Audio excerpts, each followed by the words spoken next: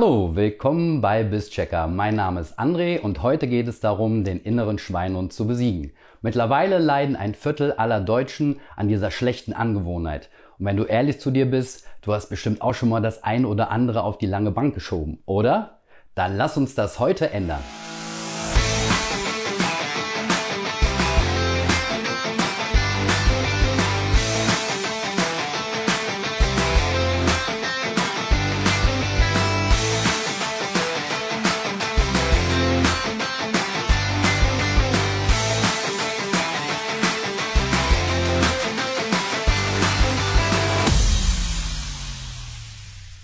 Es gibt Aufgaben, Pflichten und Entscheidungen, die schieben wir gerne mal ewig vor uns her.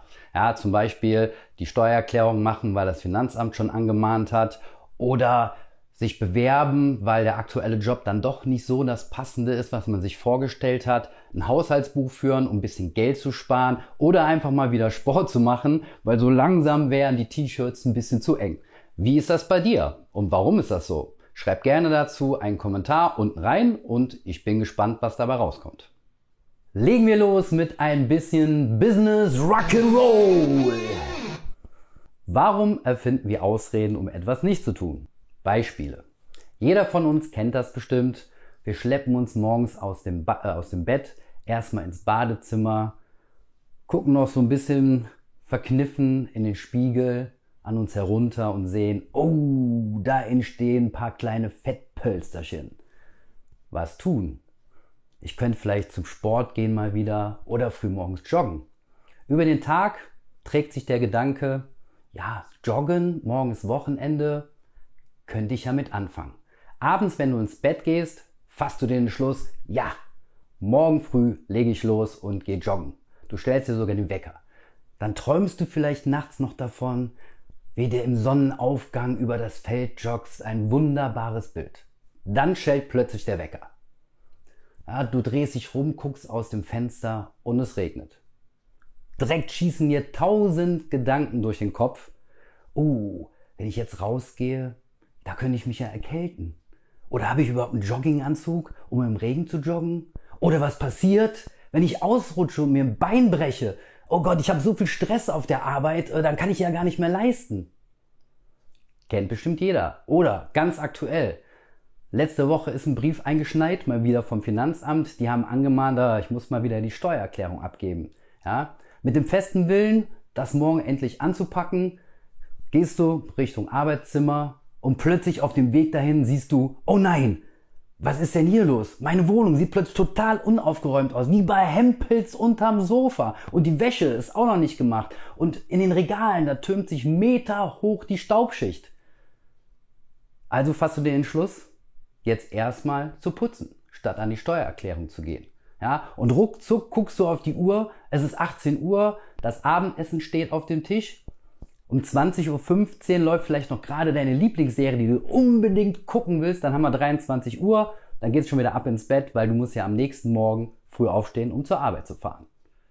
Uns fallen plötzlich 100.000 Gründe ein, etwas nicht zu tun. Aber woran liegt das? Viele Menschen fürchten sich vielleicht vor der Aufgabe, haben Angst vor negativer Kritik oder gar zu versagen. Meistens liegt es aber eher daran, weil sie falsche Prioritäten haben, das Zeitmanagement nicht stimmt, wann sie damit anfangen, ja, oder gar unrealistische Ziele haben. Für uns ist es auf jeden Fall erstmal leichter, eine Ausrede zu finden, sich zu drücken und das Ganze mal wieder auf unbestimmte Zeit zu verschieben.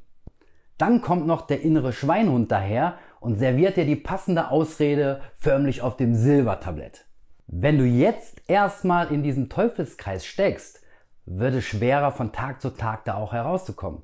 Warum? Weil deine Motivation nachlässt, dein Selbstwertgefühl, du glaubst nicht mehr an dich, ja, und dein Stresslevel, der wächst ins Unermessliche, weil du hast ja 100.000 unerledigte Sachen noch im Kopf. Ja, und da ist es echt ganz, ganz schwer, an die neue Aufgabe wieder heranzugehen und sich hereinzufinden. Aber wie besiegst du jetzt den inneren Schweinehund in dir? Deine Ziele festlegen. Jetzt heißt es erstmal in die Pushen kommen. Du musst deinen Ehrgeiz wecken. Von der theoretischen Idee ins praktische Handeln kommen. Setz dich als erstes hin, nimm dir was zu schreiben und mach eine Prioritätenliste. Dabei liegt dir ein Tages- oder sogar ein Wochenziel fest, je nachdem wie aufwendig und groß die Aufgabe ist, die du dringend zu erledigen hast. Hierbei solltest du auch beachten, nimm dir nicht zu viele Sachen gleichzeitig vor, weil dann kommt wieder die Überlegung oder der Schweinehund eventuell, du verschiebst das Ganze und lässt es wieder. Immer deinen Fokus auf die Sache legen, die am dringendsten ist. Die auch erst komplett abarbeiten und ja dann das nächste Thema nehmen. Setze für dich einen genauen Zeitpunkt mit Deadline, wann du anfängst und mit der Aufgabe fertig sein möchtest. Hier gilt punktgenau, denn sonst kommen wieder irgendwelche Ausreden, ich fange in 5 Minuten an und aus den 5 Minuten wären dann 5 Stunden. Setze in Maßen auf minimalen Zeitdruck. Dann wirst du erstaunt sein, wie produktiv du plötzlich arbeiten kannst. Als kleine Hilfe nutze ich persönlich jetzt noch mein Smartphone. Den Kalender, der hat eine Erinnerungsfunktion, da trage ich das Datum, wenn ich starten will, ein. Da macht's kling, kling, kling. Hallo, hallo, André, du musst heute Abend anfangen. Ja. Und ich nutze noch so oldschool-mäßig, bei uns am Kühlschrank hängt so ein Familienkalender. Ja, da sind mehrere Kästchen, mehrere Spalten, da kann man alle möglichen Sachen eintragen. Da trage ich auch den Starttermin für die Aufgabe ein. Und wenn ich dann morgens aus dem Badezimmer komme, mir den ersten Kaffee des Tages ziehe, schön in Ruhe an der Theke sitze, mein erster Blick fällt auf den Kalender und auch da wieder Hallo, hallo, André, heute 18 Uhr musst du mit der Steuererklärung anfangen. So ein kleiner hilfreicher Tipp hat mir echt weitergeholfen. To-Do-Liste. Hast du auch Schlafprobleme wegen dem ganzen Stress um dich drumherum? Dann ist hier eine kleine Hilfe.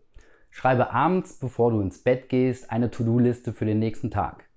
Dann trägst du nämlich nicht in der Nacht mit dir einen Kampf aus um die ganzen unerledigten Sachen, die noch so in deinem Kopf rumschwirren. Dabei ist genau wie bei der Prioritätenliste wichtig, die dringendste Aufgabe und schwierigste Aufgabe ganz nach oben auf die Liste. Wenn du diese nämlich am nächsten Tag als erstes erledigt hast, ja, kommt der Rest des Tages dir vor wie so ein Kindergeburtstag.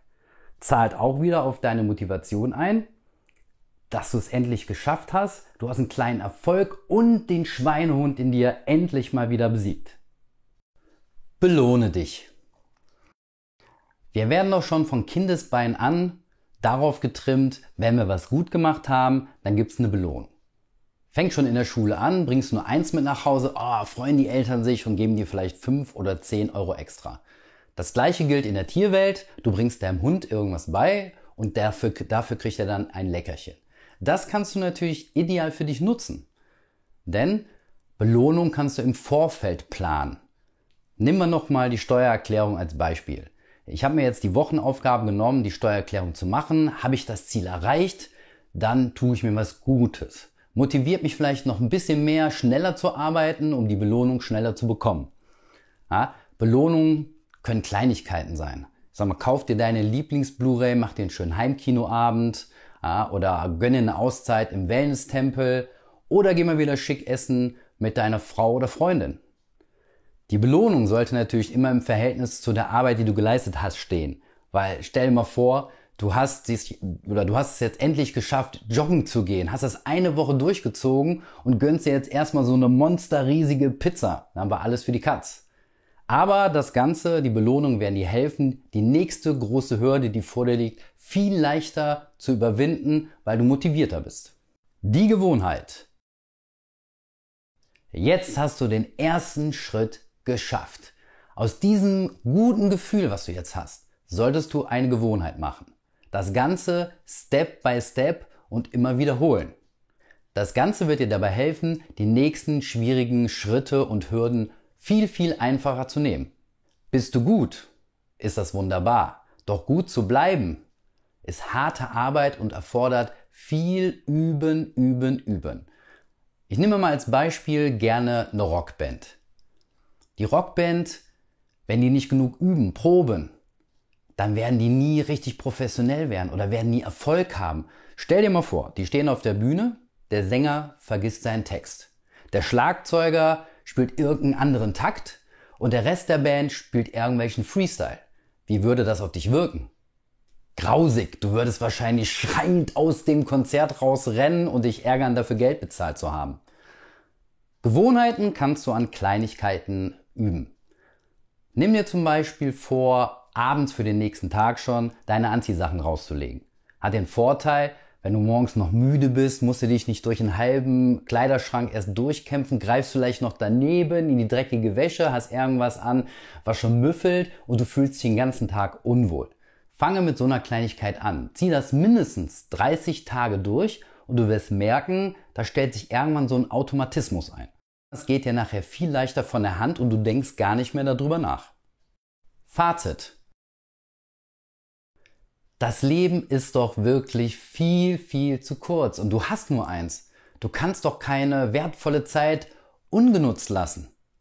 Packe doch einfach die unliebsamen Aufgaben direkt beim Schopfe und erledige sie sofort. Denn dann hast du viel mehr Zeit für die wirklich wichtigen Dinge im Leben, die dir Spaß und Freude bereiten. Ich hoffe, mit dem einen oder anderen Tipp konnte ich dir weiterhelfen, den inneren Schweinehund endlich zu besiegen. Und jetzt heißt es üben, üben, üben und umsetzen. Rock your life. Wir sehen uns im nächsten Video. Bis dahin.